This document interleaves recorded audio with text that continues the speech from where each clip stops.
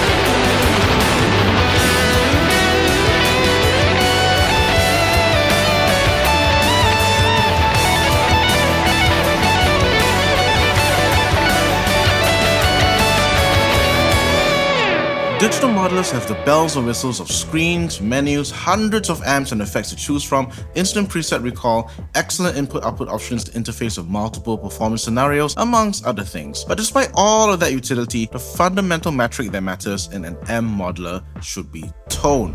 Great sounding, great feel under the fingers tone. Tone that should take seconds to fire up and be ready to play, not hours spent tweaking through menus and parameters. Sounds like a distant dream?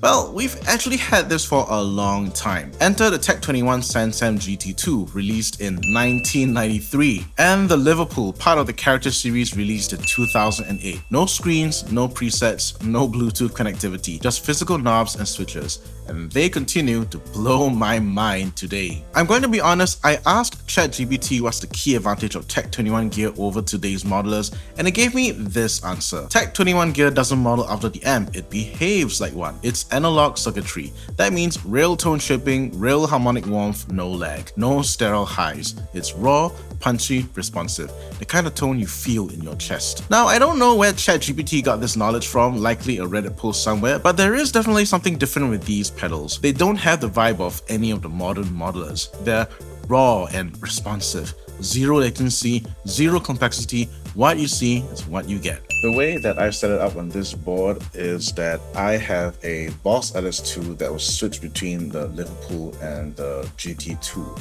And the reason for that being I wanted a AC30 sound, which I also have, pull the tray out very quickly, two overdrives that feed into the Liverpool, the Gamma Drive and the Ages. And I've set this up such that the A channel, which is the Liverpool, is going to be softer than the B channel, which is the GT2. So Liverpool by itself and no pedals.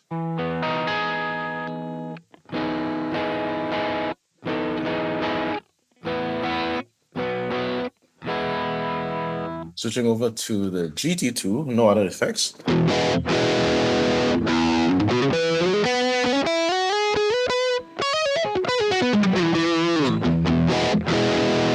Let me quickly talk about the GT2. It is a very sensitive pedal with the knobs having a very, very big effect on the sound.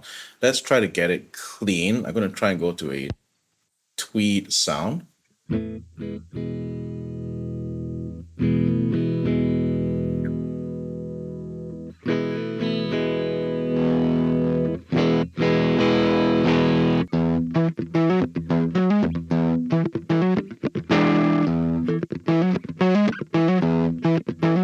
Very easy. These two controls are very easy to tweak sounds.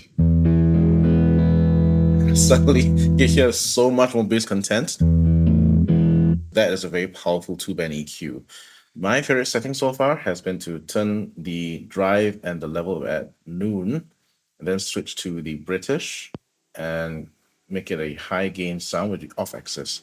And I will sometimes have the low control up here so that I can get more body with the Marshall sound.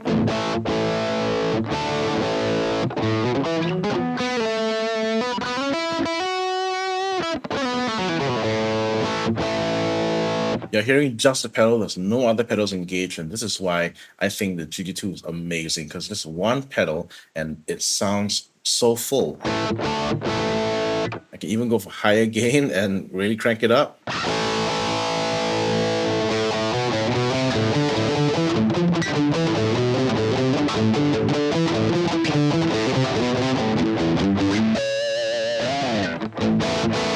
That's way too much gain. The microphone selection is pretty good as well.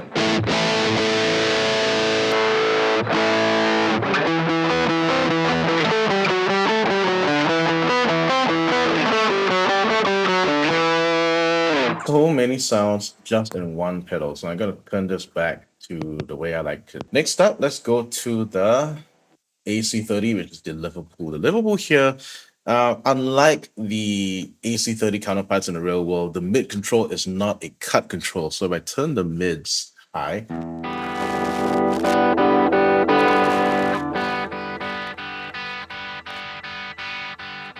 again, you can hear that there's a drastic change in the EQ. And that character knob is essential for turning and changing the style of the AC30.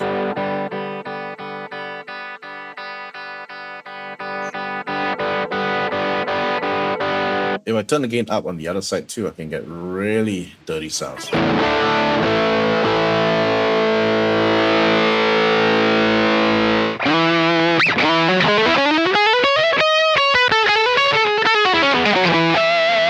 Which is very different from the Marshall sound.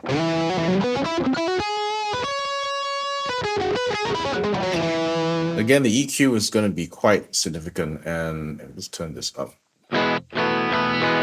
I am instead opting to go with drives from the Gamma drive. Now, if I turn on some reverb and delay, I'm going to get into that kind of P&W sound.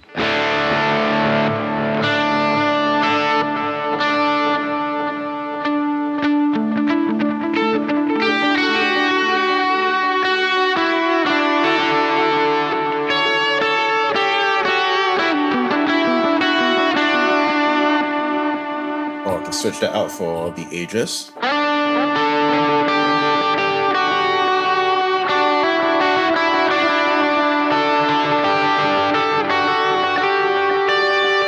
if I stack them together, I get this sound.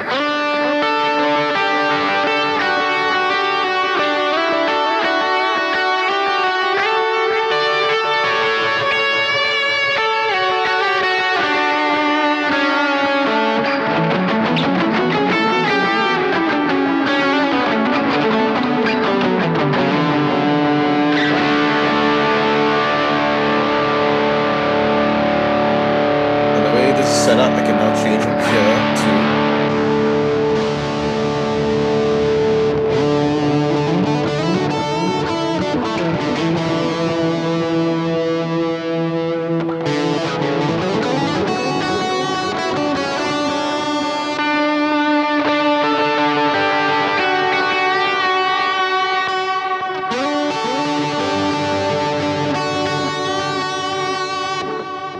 Very fun, very, very fun. And speaking of what you see, if you found value in this video, please consider liking, subscribing, hitting that bell icon to grow the channel, join the community, and get YouTube to send this out to more people. Thank you. One more benefit these simple analog pedals have over digital: durability. I'm not sure how old these two are, but they're at least 10 years old and they're still perfectly functional. I'm showing you this angle because the Helix is only about 7-8 years old at this point, and you can see right here, and I'm going to zoom in on this later on in magic of post-processing, that I've got LCD connection issues here. I've got display problems. These lines are popping out. I can't stop it from happening, and if this keeps up, I won't be able to see anything on the screen. I have another problem. My tap tempo, I could try and replicate the situation here. Now, it's behaving today, but sometimes this tap tempo will register at and jump to the highest tempo setting of 240 BPM. It's being very obedient today, so you won't get to see this problem, but trust me, there is a problem here. I also do have, and I think you can see this, some of the switches are not as bright as the others. These two in particular are not as bright. Let me switch to a preset that can show you something. I don't know why this is behaving today, but the switches here sometimes don't register when I hit them on and off, and that is a wear and tear issue. Modern pedal, modern problems, I suppose. Just want to point out that I don't face any of these issues with my Tech 21 pedals. They're just knobs and buttons, and nothing spoils on those pedals. That GT2 is probably, what, 20 over years at this point, and it's still going on quite strong. I'd love to challenge you to build a board with these simple pedals, but that is a significant problem you need to overcome. They're getting really hard to find. Here in Singapore, there's only one dealer who brings Tech 21 in, and although the range is well represented in that you have a choice of both the new and the vintage, getting these exact pedals firsthand is gonna set you back some serious buck, like $600. For that money, you could go with a Strymon Iridium, one of the universal audio pedals, or spend $100 more for the Line 6 Pod Go on Amazon. Caveat, you need to catch the good deal when it surfaces. The budget alternative would be to prowl the secondhand market, where I got these pedals for about $100 each.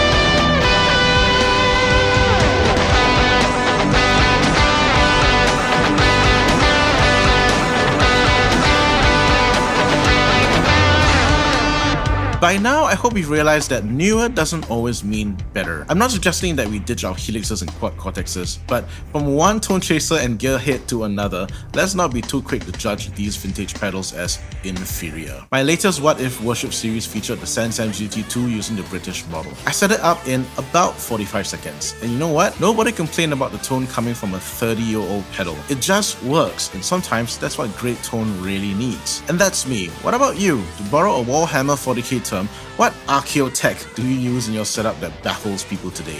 Are modern modelers and the 400 tweaking options paralyzing or freeing to you? Let us know in the comments. If you'd like to see how this board was built in detail, I covered the entire board building process in the next video. Click on the thumbnail after this, and I'll see you there.